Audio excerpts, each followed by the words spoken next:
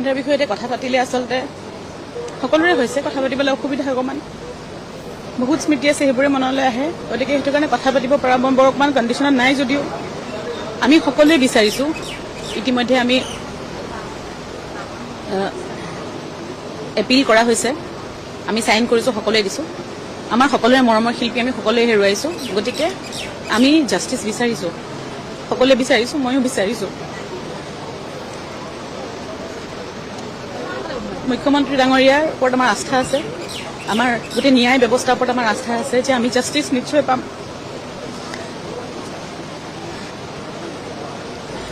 এইখিনিতে গোটেই অসমবাসী ৰাইজকো ধন্যবাদ জনাইছোঁ জুবিনদাই সদায় কৈছিলে তেওঁতো ধেমালিকে মৃত্যুৰ কথা কৈয়ে থাকে আগতেও যে মই মৰিলে অসম বন্ধ হ'ব বহুত মানুহ হ'ব কিন্তু ৰাইজে মুখ্যমন্ত্ৰী ডাঙৰীয়াই গোটেই প্ৰশাসনে যেনেকৈ তেখেতৰ বিদায় কাৰ্যসূচী যেনেকৈ আয়োজন কৰিলে বা সকলোৱে যেনেকৈ বিদায় দিলে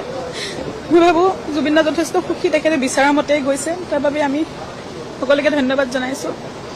আৰু মুখ্যমন্ত্ৰী ডাঙৰীয়াক অনুৰোধ জনাইছোঁ মোৰ বিশ্বাস আছে তেখেতে তদন্তটো খুব ভালকৈ কৰিব আৰু আমি জাষ্টিচ নিশ্চয় পাম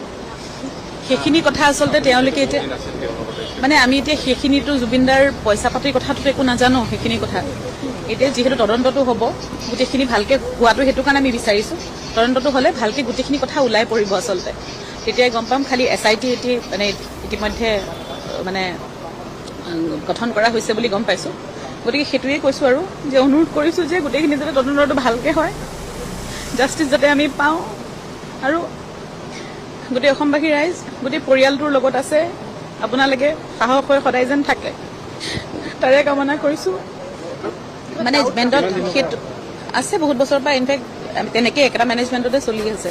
কোনোদিনে এইবিলাক সন্দেহ হোৱাও নাই বা মোৰ ক্ষেত্ৰতো কেতিয়াও একো খেলি মেলি হোৱা নাই গতিকে সেইটো কাৰণে